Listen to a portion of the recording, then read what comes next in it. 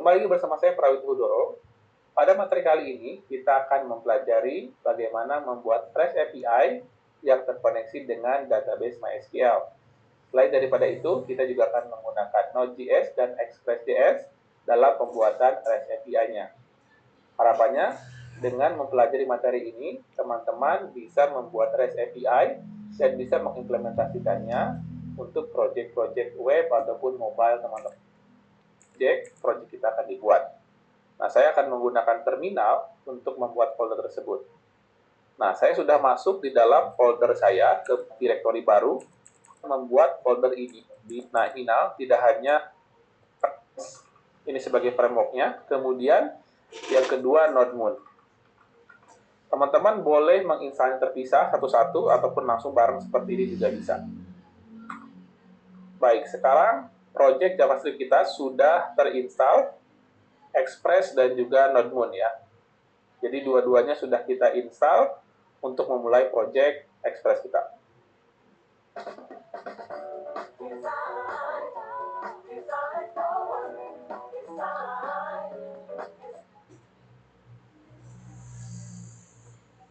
Dalam index.js. Nah, kemudian di sini yang pertama adalah kita akan mengimport Express-nya. Kita buat variabel namanya Express sama dengan require. Kemudian kita panggil Express. Nah, karena tadi kita sudah menginstal Express, jadi bisa kita panggil. Selanjutnya, untuk membuat server itu, kita akan buat app dulu. Nah, ini adalah Express. Sebuah function Express yang kita panggil. Kemudian, kita cukup memanggil app.listen. Artinya, si project Express ini akan mendengarkan port berapa. Nah, kita akan membuat sebuah port di sini. Katakan portnya biasanya di 4000 atau 3000 juga boleh. Tapi karena 3000 itu biasa dipakai di front end, saya biasanya di 4000 ya. Kemudian kita buat function di sini, fallback-nya. Kalau berhasil membuat servernya, kita akan console server berhasil di running di port 4000. Seperti ini. Kita akan coba save, kemudian kita running ya. Nah, di sini karena kita tadi sudah menggunakan NodeMoon, kita bisa langsung spesifikkan di sini script-nya. Script, kemudian kita running untuk start NodeMoon index.js. Artinya kita akan memerintahkan NodeMoon untuk menjalankan index.js. Kalaupun teman-teman tidak menggunakan NodeMoon, ini bisa diganti menjadi Node. Seperti ini. Artinya kita memerintahkan Node atau Node.js untuk merunning index.js kita. Baik, kita tambahkan NodeMoon karena kita menggunakan NodeMoon. Setelah itu, tinggal kita running dengan yarn start. Nah, kita bisa melihat bahwa server berhasil di running di port 4000.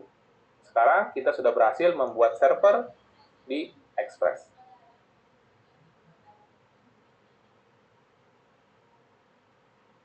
Sebelum memulai lebih jauh tentang REST API, kita akan berkenalan dulu dengan tools yang biasa kita gunakan untuk pembuatan REST API. Salah satu diantaranya adalah Postman. Postman di sini bisa kita gunakan untuk mencoba API kita, di mana API kita tidak bisa kita langsung running di browser karena keterbatasan metode yang bisa di-provide oleh browser. Dalam artian, kalau browser tersebut belum kita instalkan aplikasi seperti web yang kita gunakan, itu akan kesusahan kalau kita menggunakan browser. Maka dari itu akan lebih mudah menggunakan tools seperti Postman salah satunya. Karena Postman bisa menghandle seperti metode post, get, kemudian delete, patch, dan juga mungkin put bisa dihandle secara langsung di Postman ini. Nah, teman-teman bisa masuk ke postman.com. Nah, di sini kita bisa menggunakan Postman ini baik melalui web ataupun melalui aplikasi desktop. Nah, bagi teman-teman yang mungkin kerjanya mobile dan ingin ringan di laptopnya, bisa menginstal, bisa menggunakan versi webnya, atau bagi teman-teman yang mungkin performa laptopnya cukup baik, bisa menginstalkan juga aplikasi desktopnya. Nah, di sini saya sudah membuka sampel untuk Postman yang saya running di dalam browser. Jadi saya tidak perlu menginstalkan di dalam laptop saya cukup buka Postman, kemudian login. Di situ langsung saya bisa mengakses semua workspace saya yang saya siapkan di Postman. Selanjutnya nanti teman-teman akan banyak melihat saya menggunakan Postman untuk menguji coba setiap routing atau setiap metode yang saya siapkan di dalam Express. Selalu kita running ya, kita jalankan yarn start dan biarkan server itu terus berjalan. Selama kita menggunakan node Moon, setiap perubahan kita akan langsung dibaca dan akan langsung di running tanpa harus kita restart servernya. Oke, kita hide dulu untuk terminalnya. Nah, yang pertama yang harus kita pelajari tentang basic routing di dalam Express, ada sebuah pattern yang biasa dipelajari di dalam Express itu seperti pembuatan app, kemudian metodenya apa, kemudian path-nya, setelah path-nya baru handlernya, jadi mau ngapain. Nah, ini pattern yang biasa digunakan untuk mempelajari routing di dalam Express. Ambil contoh yang paling umum, kita bisa menggunakan app use, metodenya itu use. Maksudnya apa metodenya use? Artinya kalau kita menggunakan use, kita bisa menggunakan semua metode dari mulai post, get, delete, put, patch, dan seterusnya, itu bisa dihandle di dalam use. Maka dari itu, use ini sendiri biasa digunakan sebagai middleware, di mana dia akan menghandle semua metode, kemudian kita lakukan proses handling middleware di dalam fungsi tersebut. Lebih jauh kita akan mempelajari middleware di materi yang lainnya. Kita akan lanjut di sini metodenya use. Kemudian setelah itu kita definisikan path-nya. Path-nya itu URL-nya akan seperti apa? Contoh garis miring atau garis miring users atau garis miring products, itu juga boleh. Itu path-nya. Ambil sampel kita buat default-nya yaitu garis miring. Artinya kalau kita biarkan user masuk ke API kita akan masuk ke garis miring ini. Kemudian kita siapkan handlernya. Handlernya berupa function seperti ini. Nah, di dalam function ini akan menerima 3 parameter, yaitu request, respond, dan juga next. Nah, baru di sini handlernya mau seperti apa. Nah, saya ingin di sini memberikan respon kepada user. Saya akan kirimkan sebuah teks, katakan hello world. Nah, ini bisa dilakukan dengan seperti ini. Artinya kita mengirimkan respon kepada user, dan kita akan kirim berupa teks hello world. Nah, kita akan coba simpan. Baik, selanjutnya akan kita running. Metode pertama kita yaitu use di Postman saya, di aplikasi Postman. Kemudian saya buka tab baru. Langsung kita running di HTTP localhost. Nah, kita tentukan portnya, yaitu 4000, sesuai dengan yang kita buat tadi di Express. Kemudian path-nya di garis miring, artinya di path utamanya. Kemudian klik send. Nah, dia akan mengirimkan hello world sesuai dengan yang kita buat di dalam Express-nya. Di sini mengirimkan hello world. Dan di sini metodenya bisa kita ganti-ganti dengan apapun. Mau post juga sama, kita send, dia akan hello world. Karena yang kita gunakan adalah metode use di sini. Nah, kita bisa membuat spesifik juga, tidak hanya use, kita buat spesifik, contoh app, get. Nah, jadi ini spesifik untuk metode get saja. Kemudian sama di sininya, request, respond, dan next. Nah, karena next jarang kita gunakan, karena ini bukan middleware, kita hapus saja, cukup 2 seperti ini. Kemudian, kita akan respond.send, kita kirimkan hello get method. Nah, seperti ini. Sebagai pembeda, kita akan buat juga yang postnya. Request, respond. Nah, kita buat function sama. Kita respond.send hello post method. Nah, seperti ini. Kita akan simpan. Kemudian kita coba lagi di sini. Kalau kita running dengan metode post, kita send. Oh, dia akan keblok sama use-nya ya. Kita matikan dulu untuk use-nya. kita simpan, kemudian kita coba running ulang, kita send, nah dia hello post method. Kalau kita ganti dengan get, kita send, dia akan hello get method. Kalau kita ganti dengan metode yang lainnya, nah dia tidak akan didapatkan URL-nya karena belum kita definisikan untuk URL yang lainnya dengan metode di luar dari post dan get. Nah, selanjutnya kita sudah bisa memahami, di sini tinggal kita buat saja metode-metode yang lainnya sesuai dengan yang kita perlukan. Nah, kalau kita mau mendefinisikan yang general, kita bisa menggunakan use. Use ini bisa juga digunakan sebagai middleware.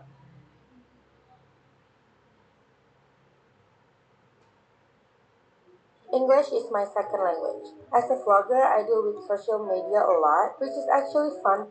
Baik, selanjutnya kita akan mempelajari tentang HTTP method. Ketika kita membuat REST API, ada sebuah metode yang perlu kita sepakati bersama. Dalam artian di sini adalah yang disepakati di dalam pembuatan REST API ya. Di mana kesepakatan tersebut biasa disebut dengan HTTP method. HTTP method ini di sini sebenarnya ada banyak sekali. Jadi kalau kita melihat di dalam tools seperti Postman, kita bisa melihat nih banyak sekali HTTP method. Ada get, post, put, dan head, option, link, dan seterusnya. Banyak sekali HTTP method. Namun memang tidak semuanya kita gunakan. Hanya ada beberapa saja HTTP method yang sering atau biasa kita gunakan dalam pembuatan REST API. Gunanya apa sih HTTP method ini?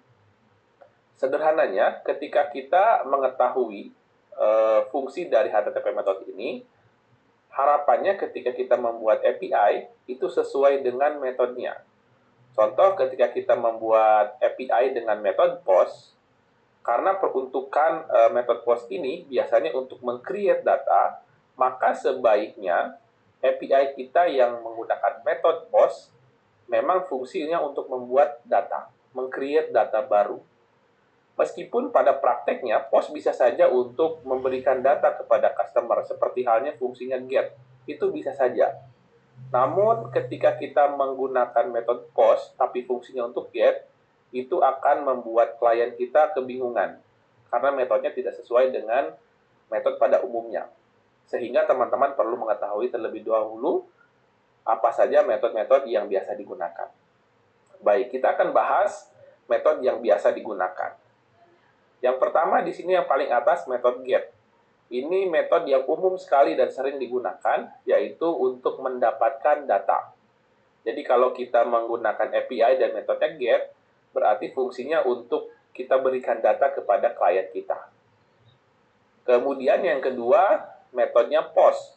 POST ini adalah untuk meng-create data baru. Nah, biasanya kalau kita ingin nge-create data baru, kita buat metodenya POST. Kemudian ada metodenya put. Nah, put ini biasa kita gunakan untuk mengupdate data. Nah, namun perlu diingat, put ini mirip dengan patch. Patch juga sama, digunakan untuk mengupdate data. Lalu apa bedanya put dan patch ini? Nah, sederhananya, kalau menggunakan metode put, biasanya datanya di-replace keseluruhan. Contoh kalau kita memiliki objek 3, ada nama, ada email, ada address. Nah, yang kita update, nama saja, email dan address kita kosongkan. Nah, kalau pakai put, maka address sama panggil API kita di pad ini, dan kita kirimkan, kita send sebuah data, sesuatu ya, kepada klien. Nah, dengan request body. Request body ini didapat dari mana? Tentu dikirimkan oleh user. Nah, cara men-setup supaya kita bisa menerima request.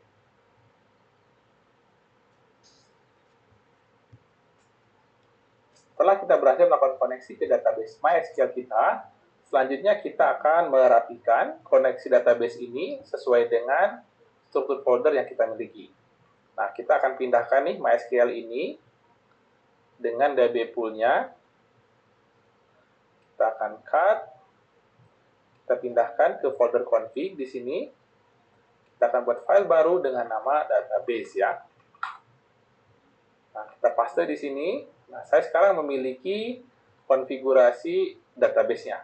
kita buat DB pool, kemudian kita akan ekspor modul export. Nah, di sini karena DB pool ini bersifat asinkronus, berarti cara ekspornya adalah dbpool.promise.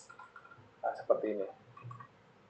Nah, setelah kita menyimpan konfigurasinya, selanjutnya, ini kita hapus.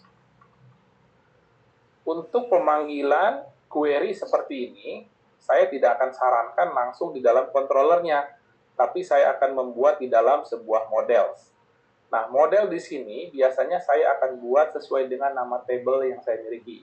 Contoh tadi saya memiliki nama table users, berarti di sini saya akan buatkan juga nama filenya users.js. Nah, di sini sebuah function biasa saja. Contoh kita memiliki function untuk get all users. Nah, di sini function ini untuk melakukan query. Nah, cara query-nya gimana? Kurang lebih seperti ini. Seperti yang tadi, db pool, execute, dan seterusnya. db pool berarti diimport dari mana? Nah, kita import untuk db pool itu dari config database. Nah, sekarang kita sudah import db pool-nya.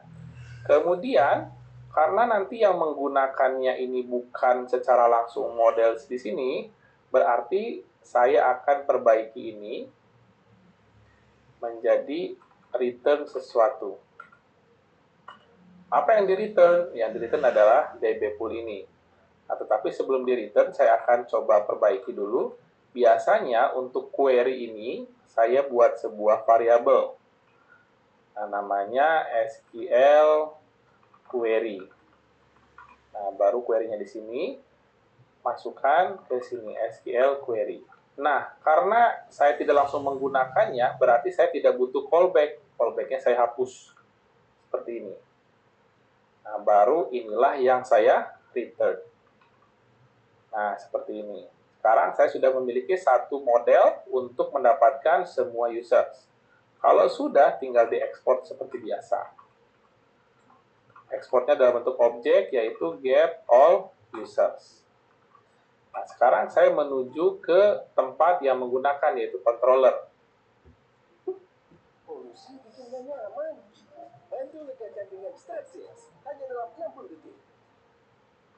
Kita simpan sebuah function, nah yang isinya error handling. Ada error, ada request, ada respon, ada next. Nah, seperti ini. Biasanya cuma 3, ini ada 4, karena ini error handling. Selanjutnya, tinggal kita terima saja di sini. Nah, kita berikan respon, .json, nah, kita berikan message, sesuai dengan error message-nya apa. Nah, seperti ini.